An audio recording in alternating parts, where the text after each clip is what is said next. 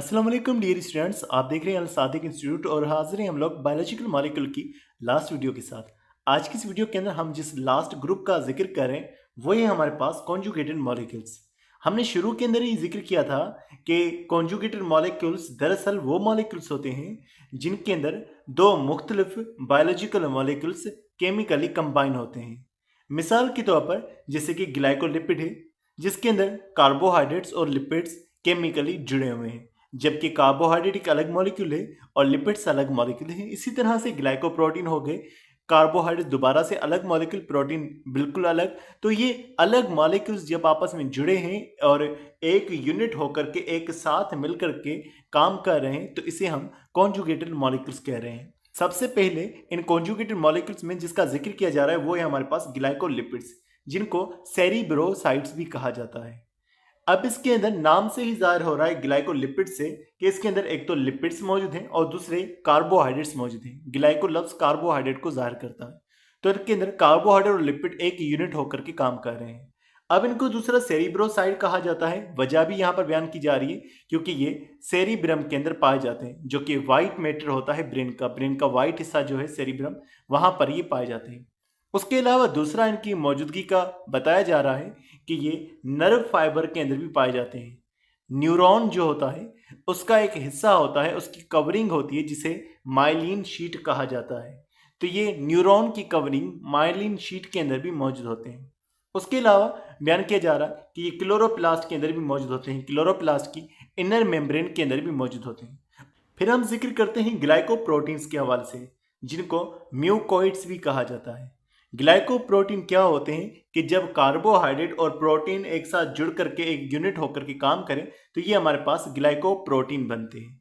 इनको दूसरा म्यूकोइड कहा जाता है। इसकी वजह क्या होती है?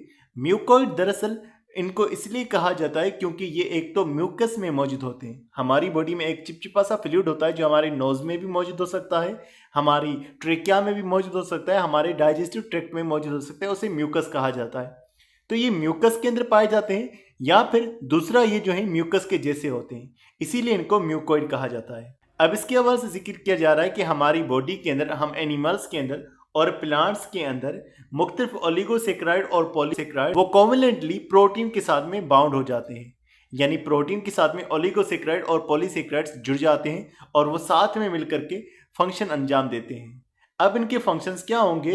मिसाल के तौर पर ये ट्रांसपोर्ट प्रोटीन के तौर पर काम कर सकते हैं। सेल मेम्ब्रेन के अंदर इनका काम ट्रांसपोर्ट का हो सकता है, रिसेप्टर का हो सकता है। सेल मेम्ब्रेन के ऊपर ये रिसेप्टर के तौर पर मौजूद होंगे, मुख्तलिफ सेल्स की आइडेंटिफिकेशन का काम कर रहे होंगे। मिसाल एक सेल मेम्ब्रेन होती है, उसके ऊपर कुछ मॉलिक्यूल्स मौजूद होते हैं ग्लाइको प्रोटीन्स के, वो मॉलिक्यूल्स बाकी मॉलिक्यूल्स की पहचान का सबब बनते हैं। तो वो रिसेप्टर के तौर पर काम कर रहे हैं, या फिर वो मिसाल के तौर पर रेड ब्लड सेल्स के ऊपर मौजूद होकर के ब्लड ग्रुप का भी काम कर रहे हैं। तो इस तरह से ये हमारे पास ग्लाइकोप्रोटीन मौजूद होते हैं। इनके हवाले से मज़ीद लिखा हुआ है कि ये एग के व्हाइट हिस्से में मौजूद हो सकते हैं जिसे अल्ब्यूमिन कहा जाता है, या फिर ये गोनेडोट्रोपिन्स में भी मौजूद हो सकते हैं। ये गोनेडोट्रोपिन्स वो हार्मोन्स होते हैं जो गेमेट को प्रोड्यूस करने का काम कर रहे होते हैं। तो गोनेडोट्रोपिन हार्मोन्स में भी मौजूद हो सकते हैं, या फिर ये एग के व्हाइट में भी मौजूद हो सकते हैं। उसके बाद हम जिक्र करते हैं लिपोप्रोटीन्स के हवाले से। जैसा कि नाम से ही जाहिर हो रहा है कि ये लिपिड्स और प्रोटीन के बने हुए होते हैं। अब इनके हवाले से लिखा हुआ है कि इनका काम क्या है। एक तो इनका काम लिखा हुआ है कि ब्लड के प्लाज्मा के अंदर ये लिपिड की ट्रांसपोर्ट का काम करते हैं। ब्लड के अंदर जो फ्लूइड पार्ट होता है वो ब्लड प्लाज्मा होता है। एक तो सेल्स वाला पार्ट होगा, दूसरा फ्लूइड वाला पार्ट होगा। तो ब्लड के फ्लूइड के अंदर ये लिपिड्स की ट्रांसपोर्ट का काम कर रहे होते हैं। अब इनकी मौजूदगी के हवाले से लिखा हुआ है कि ये माइटोकॉन्ड्रिया की मेम्ब्रेन में मौजूद हो सकते हैं, एंडोप्लाज्म रेटिकुलम की मेम्ब्रेन में मौजूद हो सकते हैं, सेल मेम्ब्रेन के अंदर मौजूद हो सकते हैं, न्यूक्लियस की मेम्ब्रेन में मौजूद हो सकते हैं। उसके अलावा एग के योक के अंदर, यानी एग की जो जर्दी होती है, जो येलो पार्ट होता है, उसके अंदर मौजूद हो सकते हैं। और उसके अलावा क्लोरोप्लास्ट की मेम्ब्रेन में मौजूद हो सकते हैं। फिर हम लास्ट में जिक्र करते हैं न्यूक्लियर प्रोटीन्स के हवाले से।